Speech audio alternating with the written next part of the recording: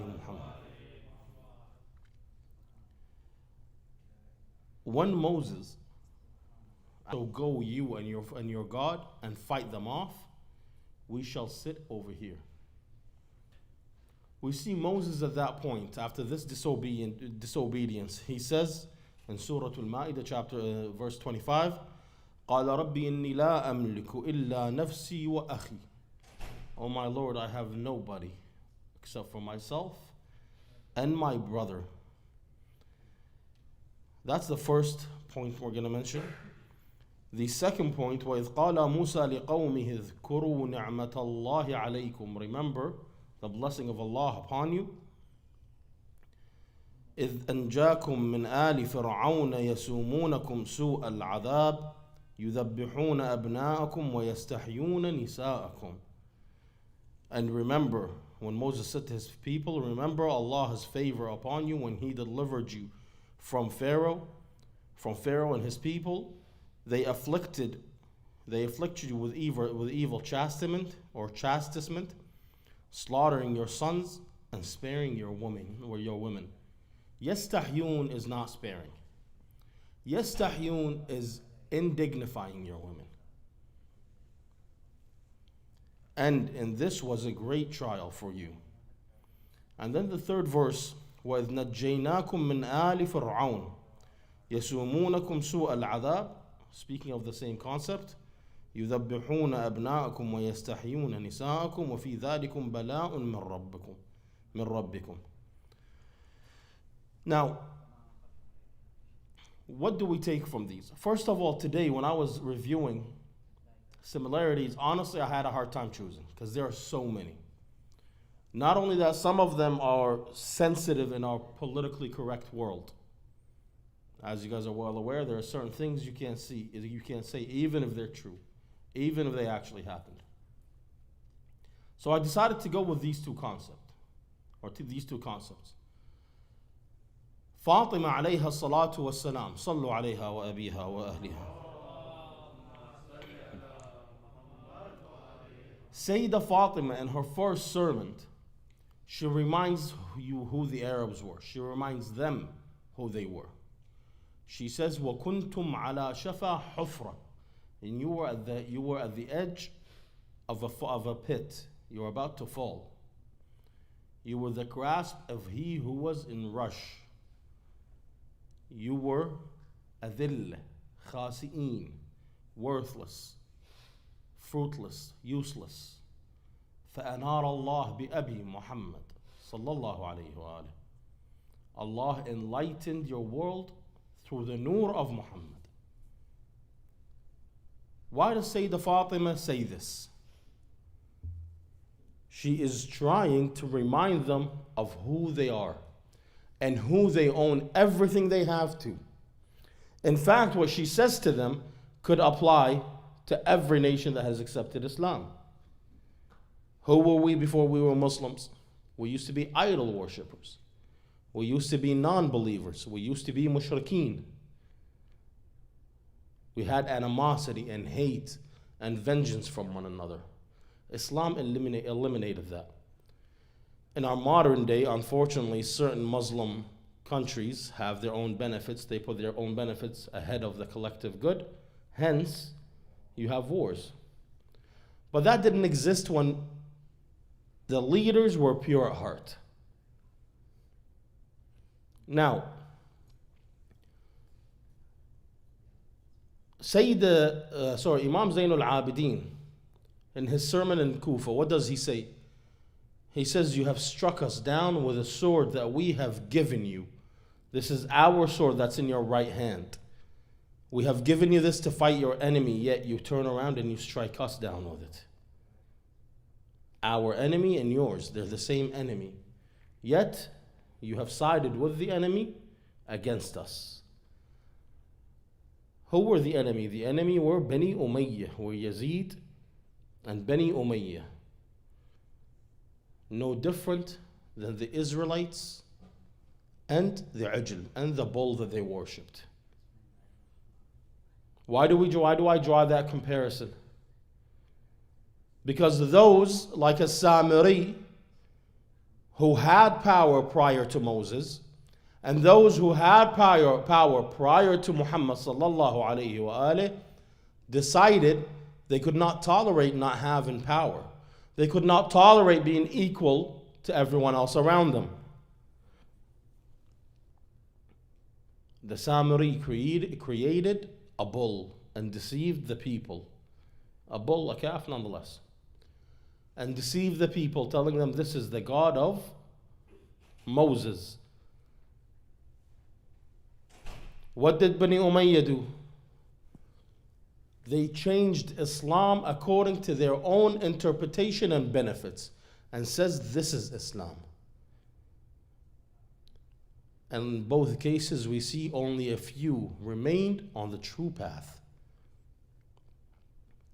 The first one to start selling alcohol and distributing it and making a business out of it after Islam is Muawiyah. The first one to start selling idols is Muawiyah. In fact, when he became the Khalifa, he says, I did not become the Khalifa upon you to enforce Allah's will. I don't care. I'm not here to tell you pray or fast. I simply took this position to be an Amir over you, so that I can be a king over you, an emperor over you. During the time of Muawiyah, people were deceived. People had lost their way. Even though it's a very short time from the Prophet to Muawiyah. But we see that when Amir al-Mu'mineen came, Amir al-Mu'mineen was only there for 4 years. Every time he wanted to take the style back to how it was during the Prophet's time, the people would scream, Wa sunnata fulan. This is the sunnah of fulan. How can you change his sunnah? They changed the sunnah of the Prophet, but when it comes to sunnah fulan, you can't change it. To the point where Amir al-Mu'mineen says, أنزلني الدهر فأنزلني حتى قيل معاوية وعلي. Time has brought me down and down and down to the point where they say Muawiyah and Ali are the same. During the time of Amir al-Mu'mineen, people started looking, why is Ali ibn Abi Talib fighting? Why is he fighting these individuals? Why is he fighting Muawiyah? Muawiyah had controlled Sham by that point for 20 years. And he controlled it for another 20 years after the death of the Imam. Muawiyah was successful in his campaign of destroying the image of Ahlul Bayt. Therefore, when Imam al-Hasan alayhi salam came to take power, he had enemies from within his companions, to a point where he used to wear his armor, his battle armor, while he was sitting with his companions. He was forced into giving or into forming an alliance with Muawiyah. Why? Imam Hassan could have very simply went to battle, but the people were deceived. The people did not know the truth of the Ahlul Bayt. The people, especially people in Sham, people in Medina obviously knew who Ali ibn Abi Talib was. That's why they're the ones who elected him. By the way, he was the only one that was truly elected. I don't need to go into this, but he was the only one that was truly elected by the people. Where? In Mecca and Medina. Muawiyah controlled what? He controlled Sham. Imam al-Hasan bought enough time for Imam al-Husayn's revolution to be successful. By the time Imam al-Husayn came, the people knew who Bani Umayyah were. The people knew who Yazid was. In fact, they say that before his death, Muawiyah was trying to groom Yazid to the people. So he said to them, this is Yazid, he's my son, he's a warrior, he's righteous, he's honorable. An old man stood up and he said, Ya Muawiyah, what are you talking about? Yazid dalla bi nafsihi ala nafsih. Yazid has shown us who he truly is. You don't need to try to boast. Yazid is none of what you claim to be. Or none of what he claims to be. Sorry, none of what you claim he is. My apologies. Yazid ibn Muawiyah was known for his attributes. The Imam Hussein says, he says, Yazid, sharibun lil khamr. He's a drunk. He's not just, he doesn't simply drink, he is a drunk. And we know even in societies where drinking is permitted, a drunk is the worst type of individual. Here in North America, almost everybody drinks. But a drunk is the worst type of individual, right? They are mocked. Yazid, the Imam says, وَمِثْلِي لَا يُبَايِعُ مِثْلَهُ. He's an individual who has made mischief and corruption and tyranny on earth. And someone like me cannot swear an allegiance to someone like him. I am the Prophet's grandson. أَنَا ابْنُ بِنْتِ رَسُولِ اللَّهِ وَمِثْلِي لَا يُبَايِعُ مِثْلَهُ. I cannot swear an allegiance like him. Bani Umayyah, we said a few nights ago that there's two families, the families of Tawheed and the family of Shirk. However, in the Quran, Allah promises that who is وَلِيُّ الَّذِينَ آمَنُوا? Allah يُخْرِجُهُم مِّنَ الظُّلُمَاتِ إِلَى النُّورِ.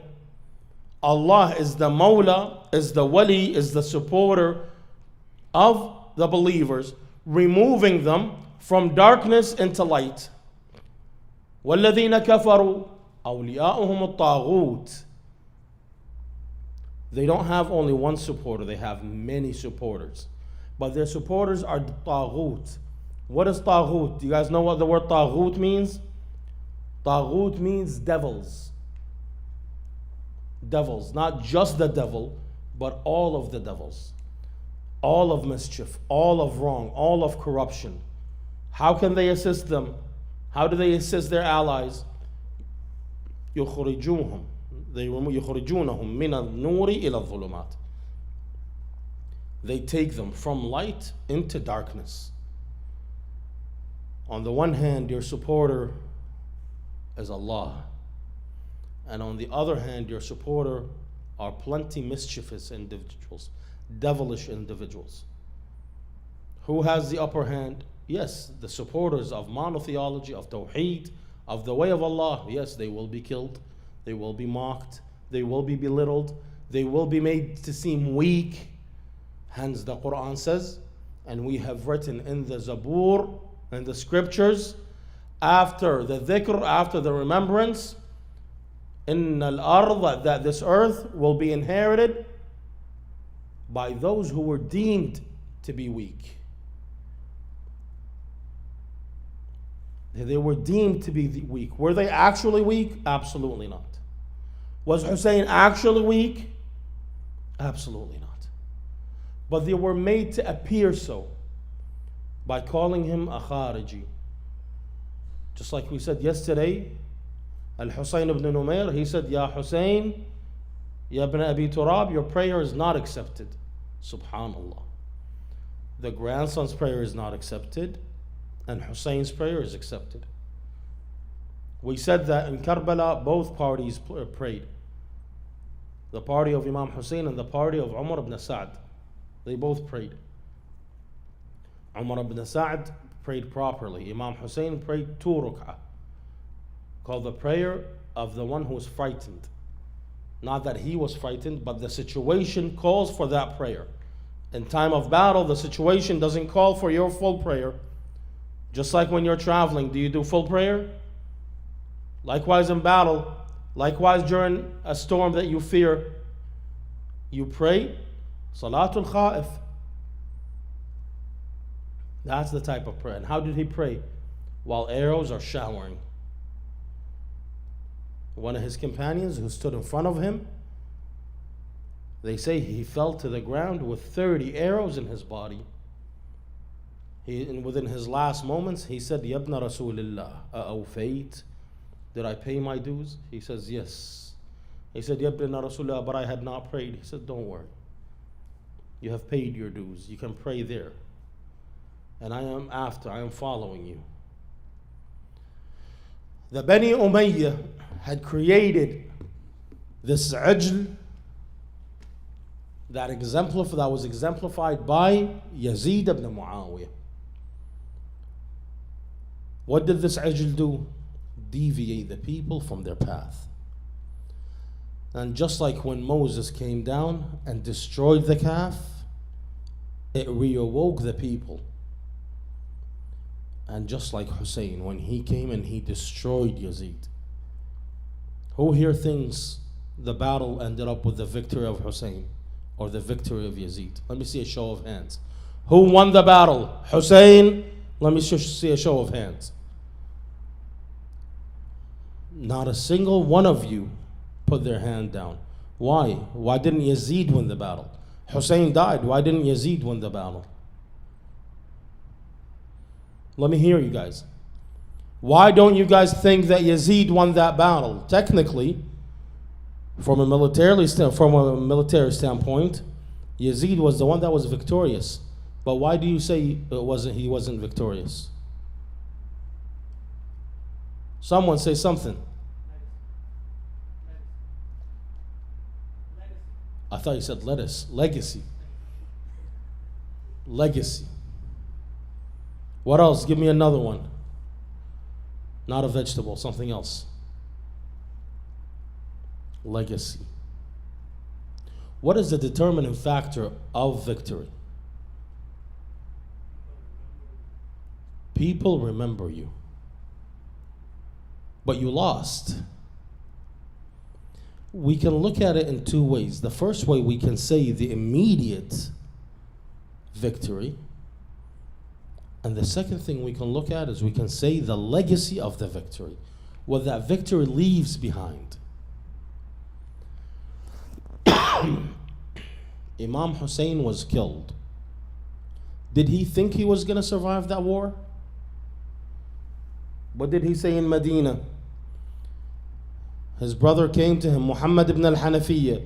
He said, Ya Hussein, why are you going? You know Bani Umayyah, you know Iraq. You know what the people of Kufa have done to your father.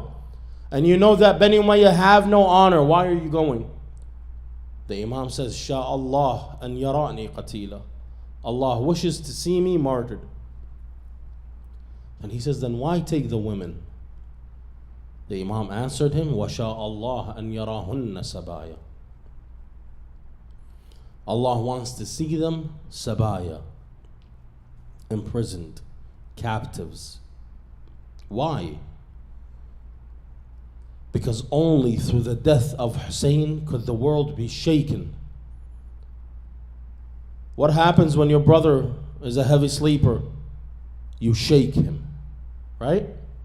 I see some people are smiling. What happens when someone is a heavy sleeper? You shake him, you wake him up. Sometimes you gotta smack him. The world needed a smack, and the nation of Islam needed that smack. They needed that shake up. If Imam Hussein did not go into battle, everything would have remained the same. Then what about the women? Who controlled the media? Who controls the media in this country?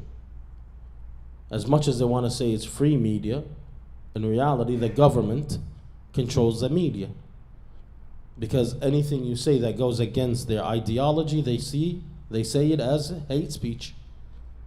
It's my right to speak. No, it's hate speech. But the people of Palestine are suffering. No, that's hate speech. You hate the other side. That's why you're saying they suffer. Likewise, during that time, media was in the hand of the government, of the power, of the sulta. What did they say? They say Al-Hussein was a Khariji. Was a Khariji. In fact, in the narrations, when the Ahlul Bayt entered Damascus, there was an old man who was standing with the Quran in his hand. He came to Imam Zainul Abidin and he says, I thank Allah who has removed your threat from the Muslims. The Imam looks at him and he says, Ya Hada, have you read the book you are holding? He says, yes. So what do you have to do with this book? He says, have you read إنما يريد الله ليذهب عنكم الرجس أهل البيت ويطهركم تطهيرا? He said, yes. He says, we are the Ahlul Bayt. He says, have you read that Allah commands you to seek His guidance within the qurba? He says, yes. He says, نحن القربى. We are the qurba. We are the nearest of kin. He looked at him and he said, oh you stranger, are you truly the family of the Prophet? He says, Billah wa haqq jaddina Rasulullah. We are his family. When the Imam in Damascus, Sahl ibn Sa'd al-Sa'idi narrates, he says, I entered Damascus and I saw a city full of rivers and trees. And they had hanging banners and women dancing and beating drums and people rejoicing, while there was an old senior man sitting in the corner and crying. So I approached him and I said, how strange is your land? He looked at me and he says, who are you? You're a stranger here. He said, yes, I am Sahl ibn Sa'd al-Sa'idi, a companion of the Prophet. I heard the Prophet speak. He says, Ya Sahl, how strange is it that the earth has not, that the sun, that the stars have not collapsed onto the earth, and that the earth has not swallowed us whole. Sahl said, why? He says, Ya Sahl, هذا رأس الحسين على رمح طويل. Coming, this is the head of Hussein on a long pike, entering from the gate of Sa'at. He says, Sahl, I was astonished. I couldn't believe myself. Hussein ibn Fatima ibn Rasulullah is killed and people are having a party. People are rejoicing. People thought that the Ahlul Bayt were Khawarij. When Imam Zainul Abidin in the Masjid of Bani Umayyah, when he went on the minbar to give a lecture. By the way, notice Imam Zainul Abidin didn't say minbar, he said a'wad. He said pieces of wood. Because a minbar is that which has a message to deliver. Other than that, it is pieces of wood. So meaning that if you do not deliver the proper message from the minbar, it is not considered a minbar. When he finished his sermon, the people rushed him, apologizing, saying, we did not know it was you, Ya ibn Rasulullah. Of course, back then they didn't have TVs and medias. They only heard of them. They didn't know them. If they saw them, they wouldn't know who they were. They said, we didn't know you, Ya ibn Rasulullah. Hence, Yazid ibn Muawiyah only left them there for 3 days. He rushed them back to their people because he feared a revolution. Going back to our point, why did the Imam take the women? He took them because he needed a voice that would remain after the battle. That voice is whom? Who was the voice after battle? Zainab alayha salam. She was the voice after battle. Because Zainul Abidin was ill. And multiple times they attempted to kill him, and Zainab is the one that stopped them. The men's job was to shed their blood, and the women's job was to carry that message. Liwajdiki ya Zainab, as Hur says. For your tragedy, ya Zainab. How great was Zainab's tragedy? Who here knows how many sons Zainab delivered? We know for a fact that at least 2 of her sons, if not all 4, died in Karbala. Her oldest son is known as whom? As Aun. We don't have much about history about Aun. However, there is one narration that I read. It said that on the night of the 11th of Muharram, after the death of the Imam and his companions, Zainab went to try to get to the body of Imam Hussein. On her way there, she tripped on a body. Keep in mind, brothers and sisters, nobody buried the bodies for 3 days and 3 nights. Here they were not buried. Or rather, for 3 nights and 3 days. She tripped on a body. When she looked, who was it? It was her son Aun. She wiped the blood and sand from her son and she left him there. Why? Because her most important point was Hussein ibn Ali, alayhi salam. However, it wasn't just Aun that Zainab sacrificed. The Ahlul Bayt sacrificed their companions. From amongst their companions was Wahab ibn Wahab, a Christian man who met with Imam Hussein on the road to Karbala. The story goes that this Christian man on the way to Karbala had a dream of Isa alayhi salam, of Christ. And he said to him, would you not support me? Would you not support me? And woke up. During the day, he was approached by Imam Hussein. He knew who Imam Hussein was, but like I said, he hasn't seen him. He doesn't know him for sure. When Imam al-Hussein came to the tent of Wahab, Wahab looked at him and he says, Ya Ummah, oh my mother, this is Isa that I saw in my dream. And he asked me, would you not support me? What do you have, Aba Abdullah? He says, Wahab, this is my situation. Wahab was newly married, brothers and sisters. He was newly married. Wahab, during the battle of Karbala, his mother told him, why are you standing here? Go and fight. Wahab was known to be a big man, broad shoulders, very strong. He went into battle. Before he went into battle, his wife came to him and she said, Ya Wahab, don't go to fight. We have just gotten married. I don't want to become a widow already. I want to have kids. I want to have a family. His mother told him, Bunay, leave the speech of women alone and go and sacrifice yourself instead of the Prophet's grandson. He went into battle and two individuals approached him. They fought him. He killed both of them. However, one of them cut off a portion of his left arm. He came back. He said, Ya Ummah, Awfayt, did I pay my dues? She says, Ya Wahab, you have not paid your dues until I see you on the ground, drowning in your own blood. He wanted to return. His wife came and held on to him. She said, Ya Wahab, don't leave me alone.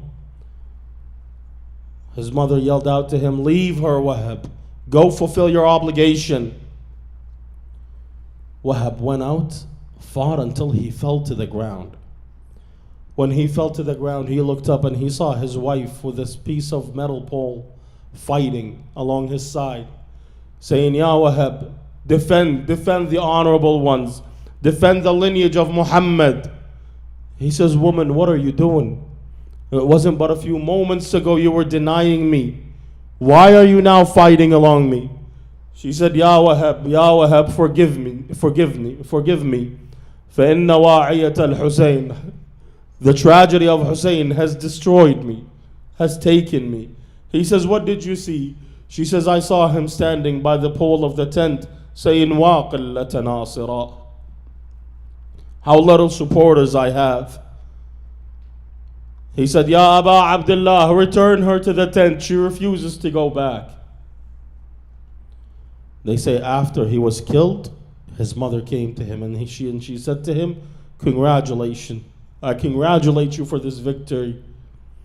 Another man was Muslim ibn Awsaja. Muslim ibn Awsaja was a companion of the Imam and an old man. And he was the best friend of Habib ibn Mudahir. When Muslim fell to the ground, he was drawing his final breaths. He was approached by Imam Hussein and Habib ibn Mudahir. Habib ibn Mudahir said to him, Ya Muslim, had I not known I was in your path, that I will die very soon, I will follow you, I would have wanted you to tell me your will. They say Muslim ibn Awsaja with a very soft voice, he said, My will is you fight until you die with this stranger in this land. أوصيك بهذا الغريب خيرا. The stranger, this Hussein that is a stranger in this land, he is my will. Another one was Ali ibn Madahir, the brother of Habib. On the night of Karbala, on the night of Ashura, the night prior to Ashura, the Imam gathered his companions and he said to them, the enemy wants me and me alone. Leave. You are free from my oath. I do not want to see you killed. Ya Aba Abdullah. He says, I do not want to see you killed. They only want me. If they kill me, they will not chase the rest of you. Leave. They said, Aba Abdullah, if we were to be killed 1,000 times and burned alive 1,000 times, and we were to be resurrected and done that to again 1,000 times, we would not leave your company. He says, if you would not leave, then send your women back. Send them back. There is no reason for them to be here. They said, here we have to get their opinion. The choice is not ours to make. Ali ibn Madahir goes to his wife. He says, did you hear what Hussein was saying? She said, no, I didn't. He said, Hussein said to send the women back. She says, what about you, Ya Ali? He says, I am here. I will stay with Hussein. She said, and what might happen? He says, whatever happens to Hussein will happen to us. Yuqtal nuqtal. If he is killed, so will we be killed. She said, and what about Zainab wa akhawat Zainab? What will happen to them? He says, they are staying and they might be imprisoned. She says, Ali ibn Madahir, you go keep company Imam Hussein and allow us to keep company Zainab. I will not leave her side. They say Ali came, he says, Aba Abdullah, لقد أبت الأسدية أن تفارقكم أهل البيت. The Asadiyya, she's from the tribe of Asad, she refuses to leave your side. Aba Abdullah. One of the companions of the Imam saw the Imam leaving in the middle of the night, checking the parameters of the encampment. So he started walking along his side. The Imam looked at him and he says, do you see the darkness? Do you see that there are two hillsides over there? There's a valley between them. He said, Bala ya ibn Rasulillah. He says that the Imam grasped his hand, and he says, don't put yourself in this situation. Ride your camel through this darkness. They won't come after you. He says, Ya ibn Rasulillah, I do not dare leave your side. On his way back, he said, the Imam left me and entered the tent of Zainab. I heard Zainab tell him, she said, Aba Abdullah, have you tested your men? Would they not betray you tomorrow? He says, when I heard this, I went to Habib's tent. We said Habib is the commander of the Ansar, of the companions. And he told Habib the story. He says, Habib, we have to do something. Zainab doesn't feel comfortable with our situation. Habib stood and he says, where are the lions of the desert? And they say the first one that came out running was Abu al-Fadl al-Abbas alayhi salam and Bani Hashim and the companions. Abu al-Fadl said, Habib, what is going on? He says, Mawla, you and Bani Hashim, may your eyes never be restless. Return, I have nothing with you. My speech is to the Ansar. He turned to them and he says, Zainab has doubts amongst you. What are you going to do? They said, let's all march to her tent. They stood at her tent and they said, Assalamu alayki ya binta Fatima al-Zahra. Assalamu alayki ya ibnata Ali. We are your army. We will not leave your side until we are all killed in your stead. She turned to them and she says, I ask nothing of you but to support this stranger, Imam Hussein. أوصيكم بهذا الغريب خيرا. The final individual I want to mention today is a boy who has barely reached adolescence. not sure if it's adolescence or not, nonetheless, he was about 13, 14 years old. His father had died in the beginning of the day. His mother came to him and she said to him, "Why do you sit here? Do you not hear the call of Hussein?" He says, "Mother, what can I do? They refuse to let me out. They don't want to let me out." She says, "Istasgharu sinnak." They think that you're too little, too young. Come forth. She put on his father's kalkab. She put on his father's armor and his father's sword. And she says, "Go."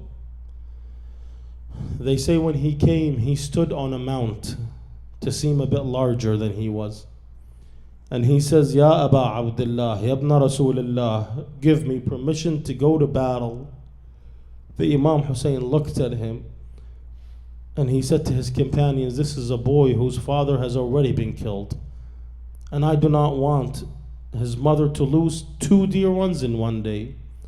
He says, "Aba Abdullah, it is my mother who had put on my armor." He says, "Bunay, return."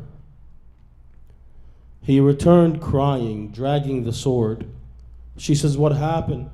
He says, "Imam Hussein did not allow me to return." She said, "Bunay, I think he thought you're too young.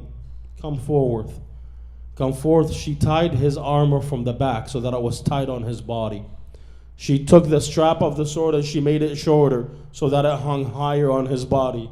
And then she dragged him by his ear. And she went and she says, "Aba Abdullah, أتذكل أمك الزهراء في هذا اليوم بولدها ولا أذكل بولدي." Is it on today that Zahra mourns her child and I do not mourn my child? Aba Abdullah, allow him to fight and see him fight. They say when he carried out into battle, he narrated a poem. He said, "Amiri Husaynun wa ni'mal amir." My commander is Hussein, and with the best commander is he. سرور فؤاد البشير النذير له طلعة مثل شمس الضحى له وجه مثل قمر منير. He says, my commander is Hussein, and the best commander he is. He is the one that brought joy to the heart of the Prophet. He has a face like the sun and glimmers like the moon. His father is Ali, and his mother is Fatima. Whom do you have that compares to him? They say as he was fighting, he was struck with a pole on top of his head. They beheaded him and they tossed his head towards the camp. His mother came out carrying the pole of the tent, the main pole of the tent. She got to her son's head. She took the head and she says, "Hani'an laka Jannah bunay." I congratulate you for the Jannah, O my son. Inform the family of the Prophet my salam.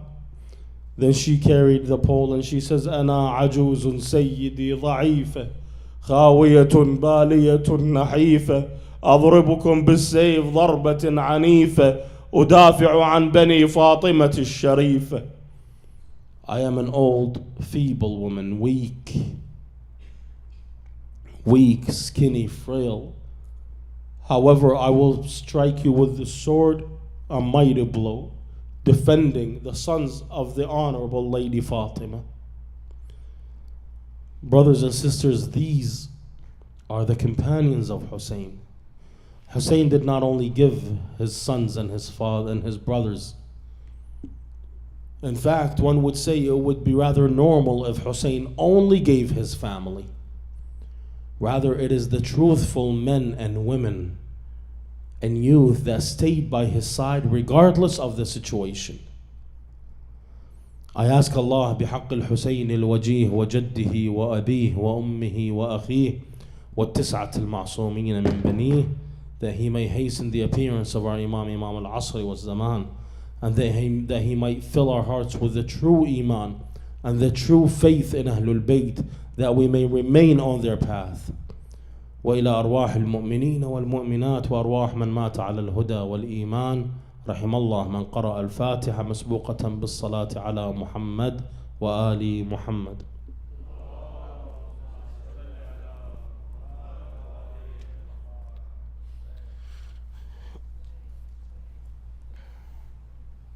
يا حسين.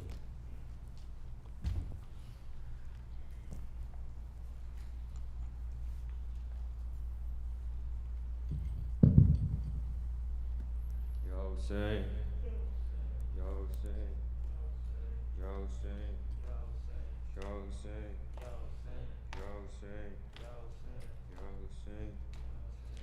محفوظ قافلہ ہے، محفوظ قافلہ ہے، عباس جو زندہ ہے، عباس جو زندہ ہے، ابھی دور کربلا ہے، ابھی دور کربلا ہے، ابھی دور کربلا ہے، عباس جو زندہ ہے، عباس جو زندہ، عباس جو زندہ ہے، عباس.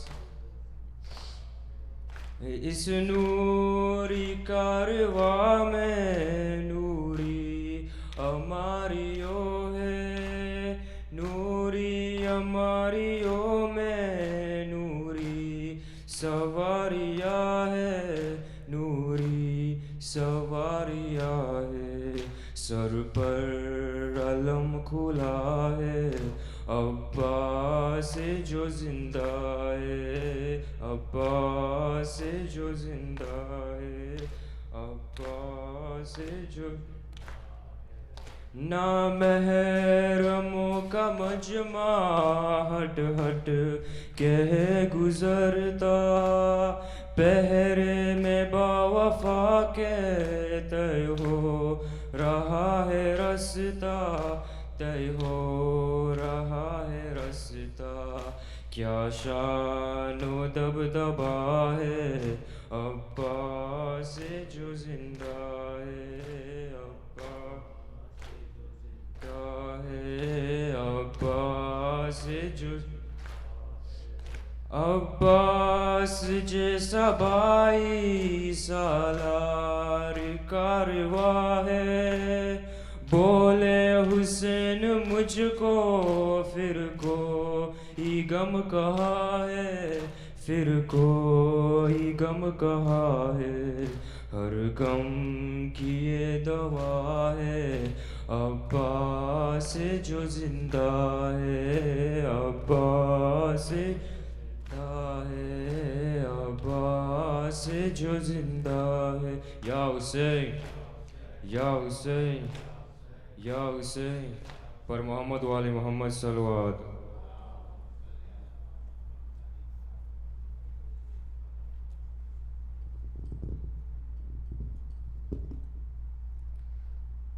السلام علیکہ یا رسول اللہ، السلام علیکہ یا علی المرتضی، السلام علیکہ یا فاطمۃ الزہرا، السلام علیکہ یا حسن مجتبی، السلام علیکہ یا ابا عبداللہ، وعلی الارواح التي حلت بفنائک علیک منی سلام اللہ ابدا ما بقیت و بقی اللیل والنہار.